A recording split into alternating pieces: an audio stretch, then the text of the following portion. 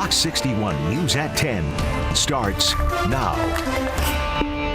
Right now at 10, school supply spending in Connecticut.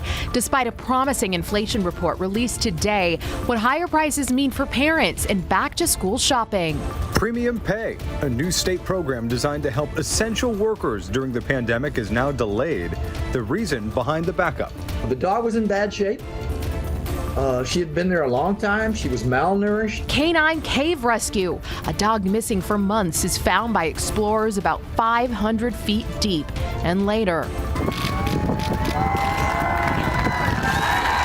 a heartwarming homecoming. One sailor pops the question moments after returning home from months at sea.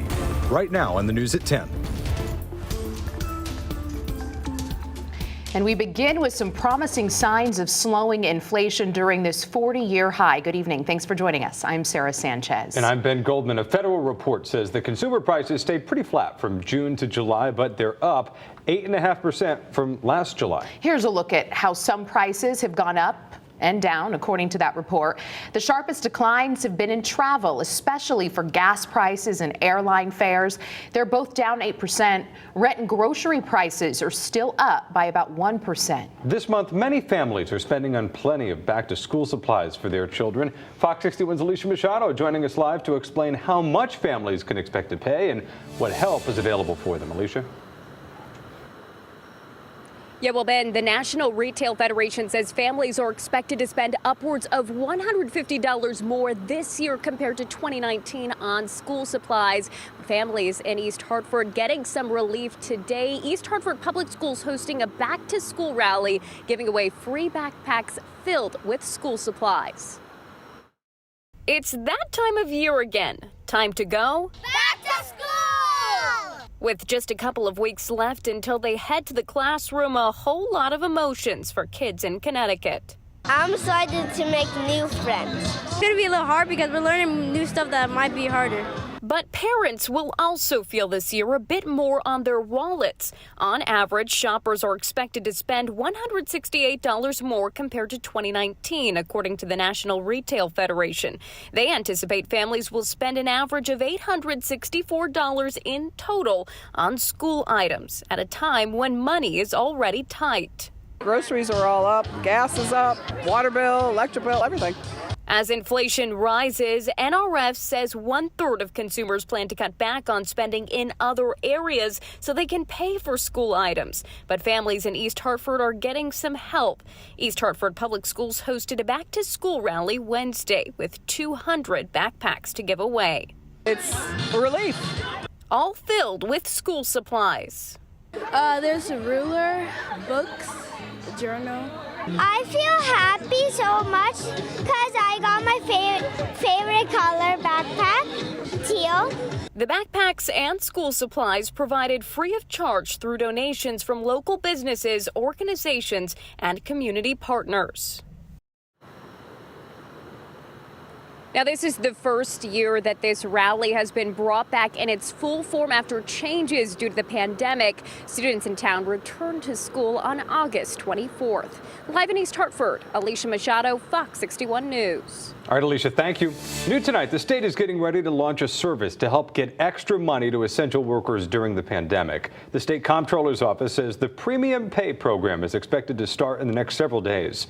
It was set to roll out today, but was delayed due to the high demand. Up to $1,000 will be available for essential workers who earn less than $150,000 a year.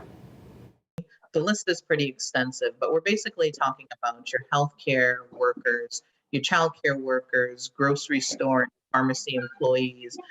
Anyone eligible has until October 1st to apply, and the state says everyone qualified will receive equal treatments when the payments are calculated.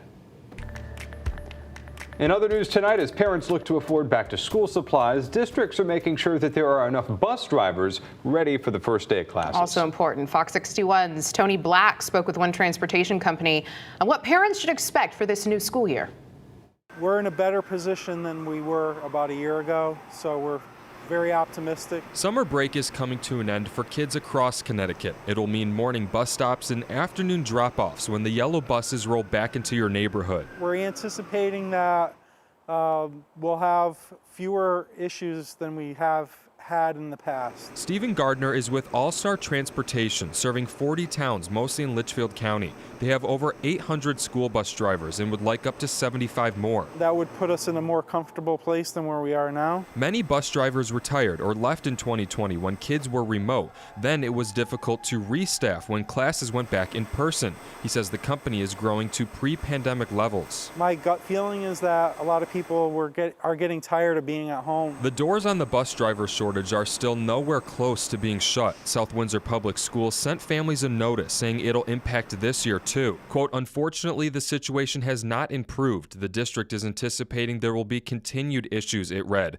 The district goes on to say families can help by becoming a bus driver themselves or encouraging others to and letting the district know if the students will be transported another way. We appreciate the patience of the parents and the school districts. Gardner says they've cut routes as parents continue to drive kids. He says there could be times where they hit a speed bump, even though that's hard to predict. The Connecticut School Transportation Association says their member companies are still looking to hire 1,000 drivers. Driver Recruitment Week just wrapped up, which the association says, quote, thankfully resulted in an uptick in driver applications, but we still need many, many more. Gardner says they've also seen retirees taking the driver's seat. They really are looking to remain a part of their community. Well, you can read the sign, School Bus Drivers Wanted. If interested, he says reach out to your local school bus company, and while you won't be ready to take the kids to and from class when they resume in a couple weeks, he says it won't be long before you're behind the wheel. In Waterbury, Tony Black, Fox 61 News. We're following some breaking news tonight in Meriden. Crews are demolishing a vacant building after it collapsed earlier today. Let's take a live look now at the scene. And this is on Broad Street where the demolition is just finishing up. The fire department says the roof caved in on the building and the city has determined it's unstable. Crews are carefully tearing it down right now to avoid damaging neighboring buildings. Plans are in place to evacuate those other buildings if necessary, but no evacuations have been ordered. A drone was used earlier today for the city to determine if the building was still structurally sound. It had been unoccupied for a while and it was under renovation when the roof collapsed. Stay with Fox 61 for updates on this breaking news story on air and online and on the free Fox 61 News app. To Enfield tonight, where police are looking for a suspect after a man was found dead right in the middle of town at what appears to be a homicide. Officers say the body of 56-year-old Christopher Kennedy was found around 3 o'clock this morning. A person walking by called police, said that they saw him inside a gazebo on the town green. Call Enfield Police if you have any information and stay with Fox 61 for the very latest. Time now for a first look at that forecast with meteorologist Ryan Breton. Now, compared to the heat wave we just got out of, Ryan, today was just so pleasant, wasn't it, Ben? It felt great. And it's only going to get better, Sarah and Ben. We actually have some rain we're watching tonight, believe it or not. We haven't had too much of that recently either, but there is a lot of rain through the mid-Atlantic around D.C., all the way down through the Virginia Beach area. We are just going to be on the edge of this tonight into tomorrow morning, but it may mean a little bit of rain for some of you first thing in the morning. Still warm tonight, 77 in Hartford, 76 in Meriden, Norwich, and Torrington. The cooler spots around 70. Across most of inland Connecticut, it's fairly comfortable, but the dew points are creeping up tonight.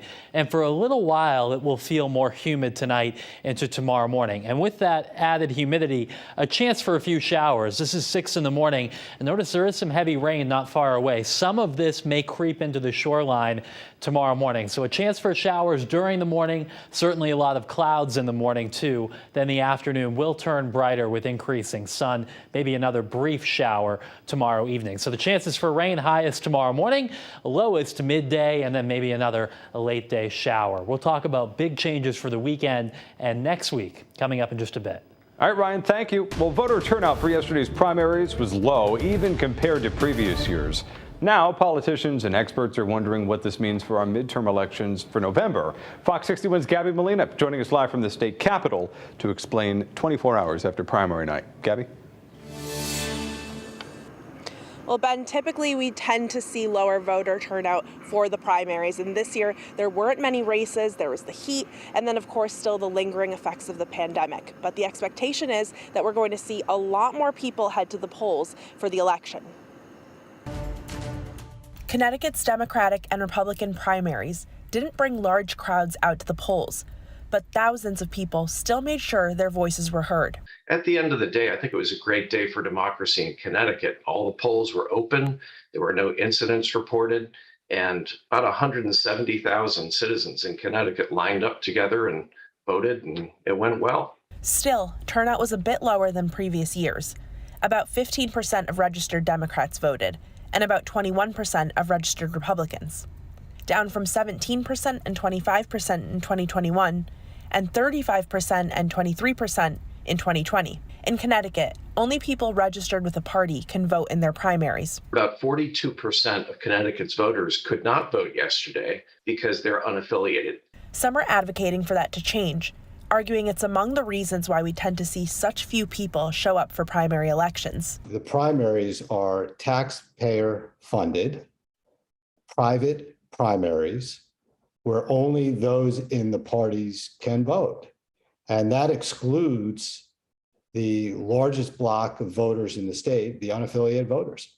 As well as when these elections are held. Having a primary in August in the middle of summer vacations is ludicrous. I mean, if the parties really wanted to have big turnout, they would change it to a time when more people would be in Connecticut and able to get to the ballot box. The Connecticut Citizens Action Group says it's hopeful the election in November will see much higher numbers, driven by issues at the top of voters' minds. I think turnout will be high in November, whether it be the elimination of Roe v. Wade to the January 6th will be a motivating factor for both sides of the aisle. They plan on doing outreach efforts to encourage as many people to vote as possible. Voting is the cornerstone of a democracy. The advocates that I spoke to tonight also had some other ideas like ranked choice voting and early voting to get more people to vote and to make voting more accessible. Live at the state capitol, Gabby Molina, Fox 61 News.